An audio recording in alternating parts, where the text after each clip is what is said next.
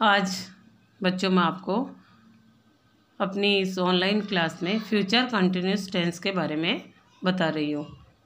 पिछले क्लास में आपने सिंपल फ्यूचर टेंस के बारे में जानकारी की, जो कि भविष्यकाल को दर्शाता है, जिसमें हेल्पिंग वर्ब हम विल और शैल का प्रयोग करते हैं। आओ इस फ्यूचर कंटिन्यूस टेंस के बारे में पढ़ते हैं कि इसकी क्या पहचान होती है।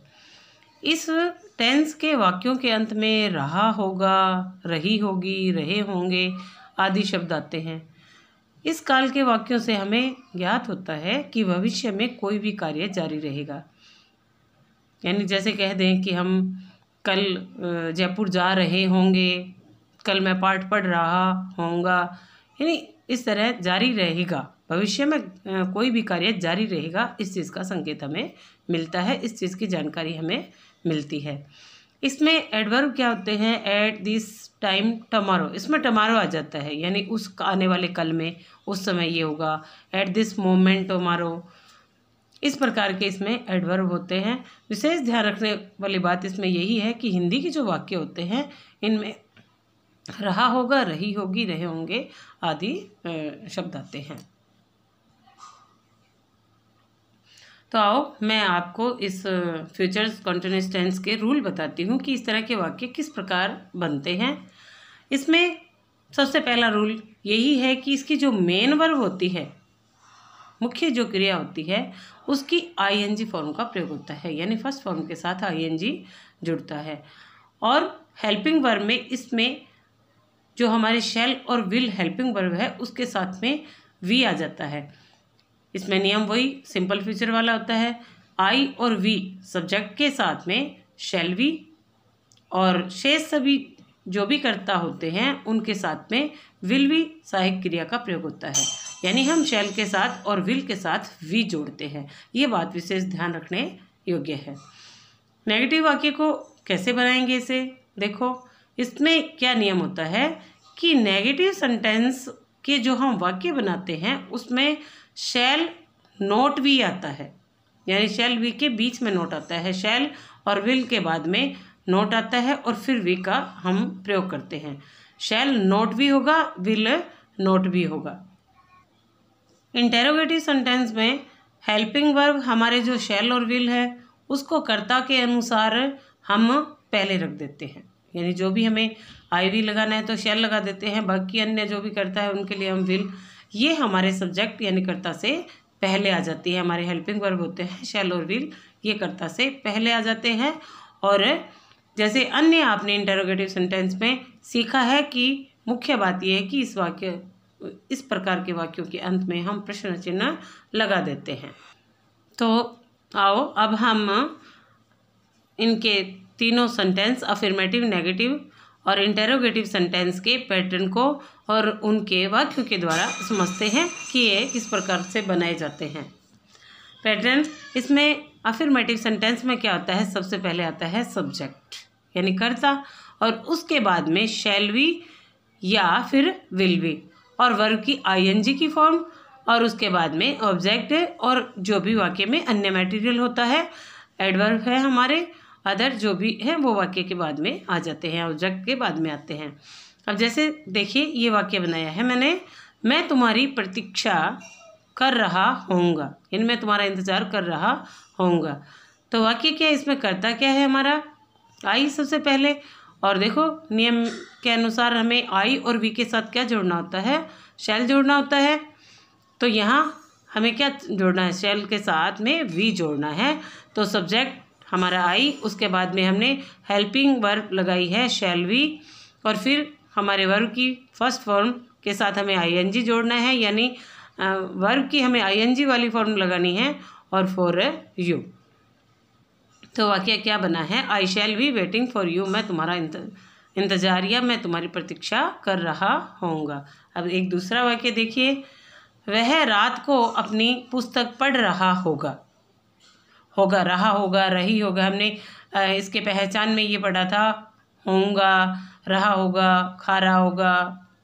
इस तरह से वाक्य के अंत में यहाँ शब्द होते हैं। तो वाक्य है हमारा, वह रात को अपनी पुस्तक पढ़ रहा होगा। वह होगा इसका मतलब में ये पुल्लिंग है, लड़का है, तो इसके लिए आएगा ही। और हमारी हेल्पिंग वर्ब आ जाएगी बाद में। शैल बी या विल बी में से हमें लेना है will be. He will be reading his book, अपनी पुस्तक, हिज बुक एट नाइट यानी रात को, वह रात को अपनी पुस्तक पढ़ रहा होगा। अब देखो नेगेटिव सेंटेंस का हम पैटर्न देखते हैं और उसके वाक्य के द्वारा समझते हैं उन्होंने। पैटर्न इसका वही है, सबसे पहले सब्जेक्ट और फिर विल या शैल, और जैसे मैंने नियम में बताया था विल और शैल के बाद में नॉट और उसके बाद में फिर वी और फिर वर्ब की आईएनजी की फॉर्म, ऑब्जेक्ट और अन्य। तो इसका वाक्य है देखो, तुम पतंग नहीं उड़ा रहे होंगे, नहीं उड़ा रहे होंगे। यहाँ हमारा सब्जेक्ट है यू और यू के साथ हमें लगाना है विल। विल ये सहायक क्रिया के बीच में हमें विल वी और शैल वी के बीच में यहाँ नोट लगाना है। Will not we flying a kite, तुम पतंग नहीं उड़ा रहे होंगे। एक दूसरा वाक्य देखो, हम पाठ याद नहीं कर रहे होंगे। हम यानी वी और वी के साथ हेल्पिंग वर्ब क्या आएगी, शैल। और ऊपर वाले जैसे वाक्य में हमने लिखा था हमारी जो हेल्पिंग वर्ब है उसके बाद में हमें नोट लगाना है। वी ये सब्जेक्ट हुआ, वी शैल नॉट वी याद करने की अंग्रेजी होती है लर्न, जिसकी हमें आईएनजी फॉर्म लिखनी है, हमें आईएनजी लगाना है इसके साथ में।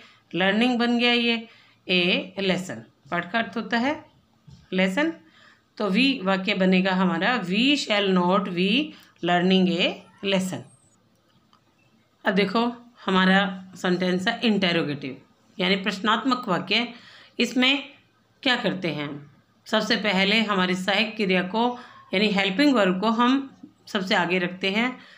शैल और विल पहले आ जाएगा, उसके बाद में आएगा यहाँ हमारे सब्जेक्ट यानी कर्ता, और उसके बाद में फिर ये बी लगता है। ध्यान रखने वाली बात है, नेगेटिव में शैल और विल के बाद में जस्ट नोट लगाकर फिर वी लगाया था, और जब हम इंटेरोगेटिव सेंटेंस बनाएंगे तो शैल और विल ये हेल्पिंग वर्ब सब्जेक्ट से पहले रख के फिर सब्जेक्ट और उसके बाद में वी लगाएंगे, और वर्ब की फर्स्ट फॉर्म के साथ आईएनजी जोड़ेंगे, ऑब्जेक्ट एडवर्ब ये जोड़कर फिर वाक्य के अंत में हम प्रश्नवाचक चिन्ह लगा देंगे। तो देखो वाक्य है, क्या वे गाना गा रहे होंगे। वे यानी दे जो कि बहुवचन है, और केवल आई और वी के साथ शैल आता है, बाकी अन्य जो भी सब्जेक्ट होते हैं उनके साथ में विल आता है। तो यहाँ हमारे पैटर्न के अनुसार पहले सब्जेक्ट से पहले आ जाएगा विल, और अब आएगा ये सब्जेक्ट यानी दे, विल दे, और अब हमें लगाना है ये बी, ये याद रखना है हमें। Will they we singing a song, क्या वे एक गाना गा रहे होंगे।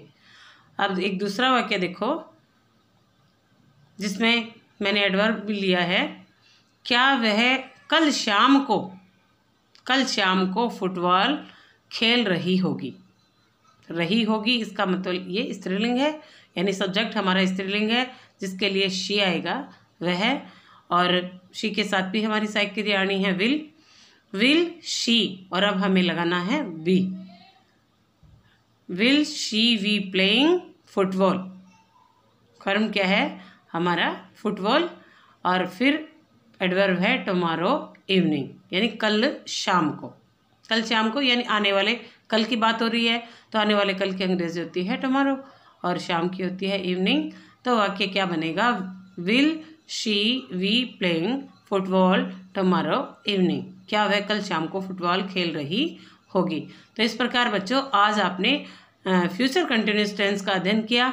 अब तक आप simple present tense, present continuous tense, past simple past tense, past continuous tense, simple future tense और फ्यूचर कंटिन्यूस टेंस, इन 6 टेंसों के बारे में अध्ययन किया। आपको याद होगा अगली क्लास में मैं आपको इन 6 जो टेंस आपको सिखाई है उनका दौरान कराऊंगी एक चार्ट के द्वारा, जिसे आप फिर से उनकी रिवीजन एक साथ कर सको।